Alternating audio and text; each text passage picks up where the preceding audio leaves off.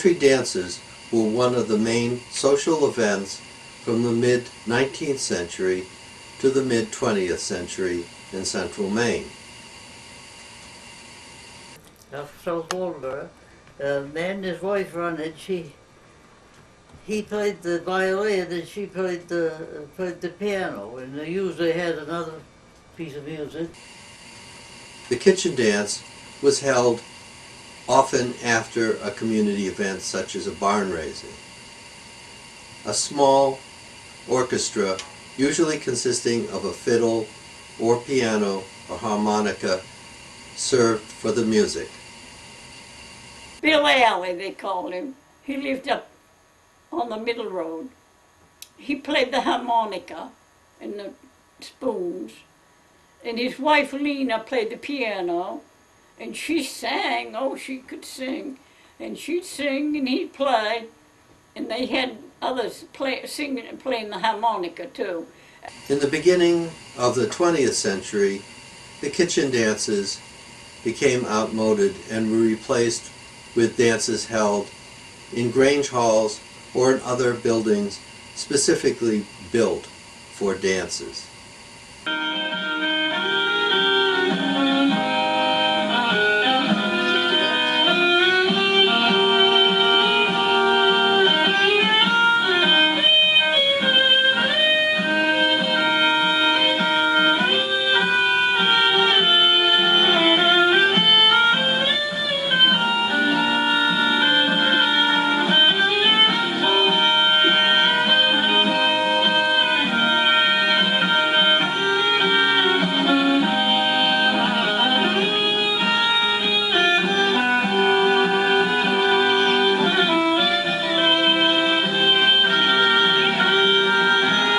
This is one of the oldest dance halls known in South Bristol, Maine.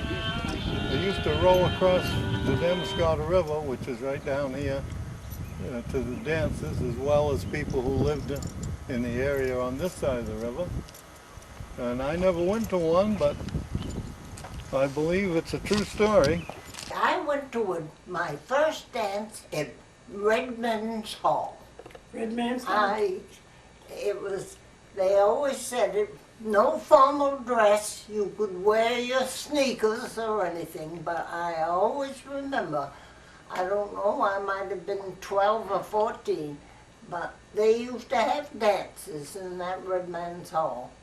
This was the Redman's Hall where they conducted their meetings. Well, I had dances every Saturday night when I was a teenager back in the 40s. And I'm sure before that, came from Boothbay and everywhere, Damariscotta. Well, they played the fox trot and a two-step. And once in a while, the minuet. There was one old alley man that used to tell about how he loved to dance the minuet. And he really knew how to do it. Oliver's Hall that burned over Newcastle, where the Gardner Savings is now. It was a big hall. It was downstairs. They took care of the automobile mechanics. The garage upstairs, a beautiful floor with the many dances there. Lincoln Theater. Lincoln Theater. Used they to had hold dances. Yeah. dances. And they also, that's where our town meetings were held, Lincoln Theater upstairs. Of course, they had dances at the Masonic Hall, which is called Union Hall, or up by the middle road, going up by that way. And that's the ones that I first remember.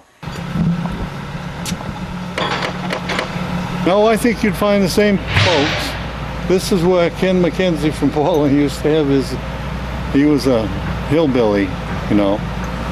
He was on television when it first came out too with his group. He was quite a famous hillbilly. Oh my God, that's upper road here, this schoolhouse up here is where Howard Davidson started that square dance business. He started right up here. He had his first dances right up here. This schoolhouse at Donio's now, straight up the road here. And he started his square dancing there, and he had a few records. And of course, Earl came down there with him. Because they say he and his father boarded up there, lived up there. Yes, this is the Christmas Cove Improvement Association building. They have dances here now and have had them for years with live bands. Quite a big dance hall and a stage in there, but I've never been to any functions here at all. I went usually with either my brothers. I was one of a big family of 12 in my family. And I'd go with my brothers or sisters. Then later on I'd go with a date. And I got in high school, of course, and I have a date. Did you go out of town to other halls for dancing? Sometimes I did. We'd go up in Jefferson. There was a place that went dancing. I can't remember. And over in Pemaquid. In the early 1900s, around 1915, Louis Pavilion set up in the village. And the family had a problem with their brother, and they forced him to move the Louis Pavilion to which is now called Little Beach. And a local man, Henry Tarr, who disliked the Louis family, gave them the land to put the building on, which is now part of Little Beach. They moved it down here about 1917. And then it became very, very famous, and people would come from East Boothbay and South Bristol by boat and bring some beverages, because the town of Bristol was dry at that time. And as the years went on, I lost my parents, and my aunt, who owned the pavilion, brought me up, so we lived here in the summertime. And it became very famous. For many years, the annual graduation balls of Bristol High School was held at Louis Pavilion. And I believe one of the last ones to be held there was in 1948, and that was the year I graduated. And way back, before I can remember, they would have a battle of music on Tuesday and Thursday nights. And two named bands out of Boston would come here and play. They'd have a battle of music. One band would stop playing, and then another band would start up and play. And it was famous all over the coastal area here. And as things changed, Lakehurst and Damariscotta opened, and it affected this business very much. Starting in the 1930s and going through the 1950s, the music tended to change a little bit, with the foxtrots being replaced by the jitterbugs. During this same time frame, the bands also expanded to include more pieces, including horns,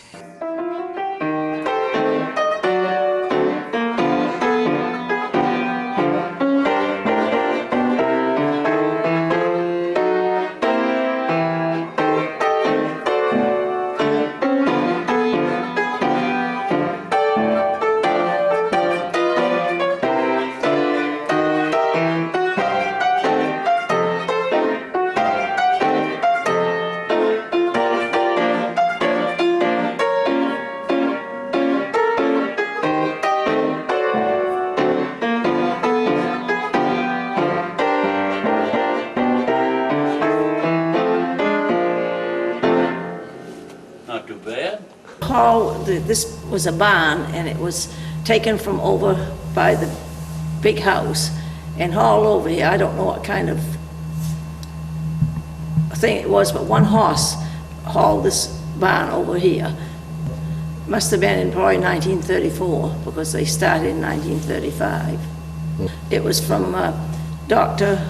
Cook, owned the place over there, and my husband Lawson had the hall moved over here and made into a dance hall. Because there wasn't much going on, you know, I mean, except dances at that time. It was dances everywhere. Oh, they had one down around Pond, they had one in North Waldoboro. My father ran that dance hall. They called it the New Century Hall. And that's just been recently torn down. When they had the I played with Joe Avery, played and with we him? played around Bath, Yeah. and then we had some other dances. The one that was very popular was down at Pemaquid Falls. Yeah. And then we played at Five Islands and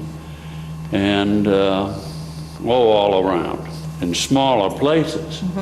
But Clevie was out here a lot. Yeah, he played with Joe Avery a long time. Yeah, and Lloyd Raffnell. So he could tell you all about this. The last band that I played at was Joe Avery. People knew Joe had I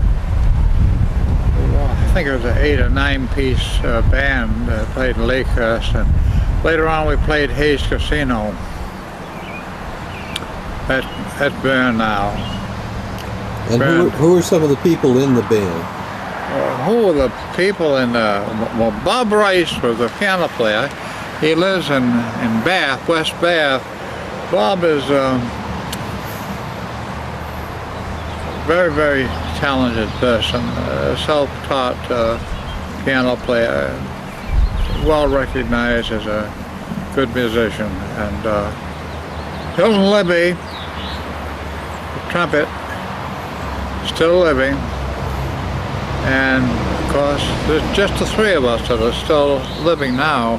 Joe Avery was had the band and had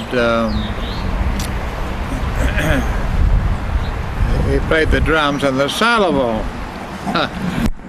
Joe had asked me to announce that by request play the 12th Street Rag, and he'd play the 12th Street Rag, but nobody ever asked him to.